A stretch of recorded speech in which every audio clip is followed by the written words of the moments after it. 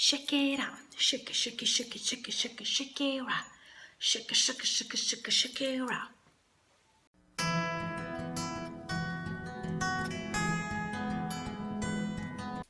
Ciao, bentornati nel mio canale. Oggi un video tutorial che ci consentirà di realizzare i portachiavi shaker. Shaker, eccoli perché. Ciao ciao!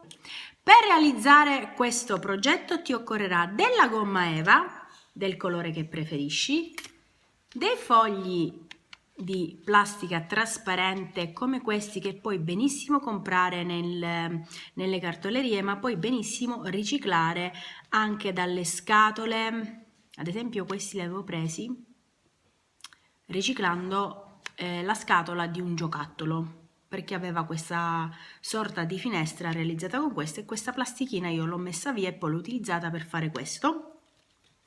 I cerchietti per il portachiave e la roba da mettergli dentro, da shakerare. In questo caso io ho messo degli strassini, dei ritagli di gomma eva che avevo. Comunque puoi metterci dentro tutto quello che vuoi.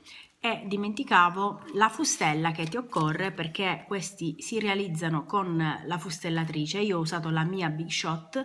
La fustella è questa.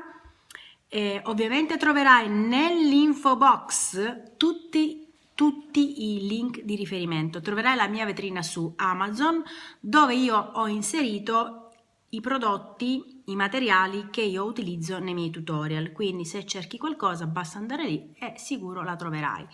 Dimenticavo che ti occorrerà anche la colla.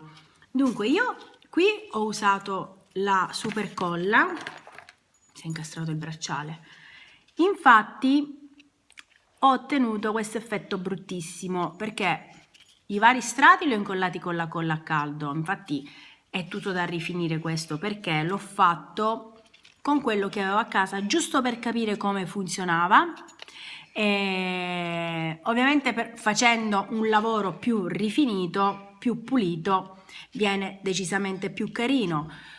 Però ho notato che se incollo questo foglio di plastica trasparente con la super colla crea tipo un alone, una macchia.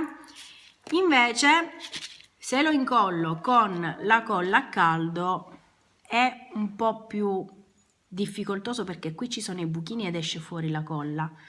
L'ideale sarebbe la colla adatta ad incollare la gomma eva, che sicuramente ti metterò nel link di riferimento. Comunque, bando alle ciance, ciancio alle bande. Io ho utilizzato la gomma eva, ma puoi utilizzare qualsiasi altro materiale di tuo gradimento, come le copelle, come il cartoncino. Puoi utilizzare anche questa fustella per creare delle carinissime tag o dei biglietti sempre con l'effetto shaker. Puoi utilizzare qualsiasi tipo di materiale, come le lattine delle bevande. Come una ragazza, mi viene da sorridere, però secondo me è una genialata.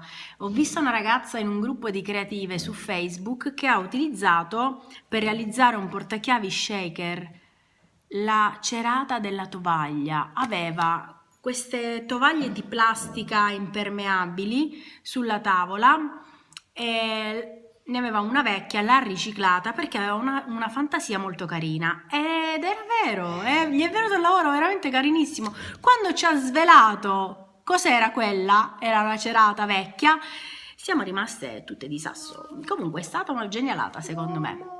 Come sempre non c'è limite alla fantasia. Se vuoi taggarmi nelle tue creazioni, taggami pure, mi trovi su Instagram, così io posso ricondividere anche il tuo lavoro. E ricordati di iscriverti al mio canale se ancora non l'hai fatto e attivare la campanellina se ti piacciono questi contenuti, ma soprattutto ricordati di lasciarmi un segno del tuo passaggio. Ti lascio adesso al video tutorial, alla prossima, ciao!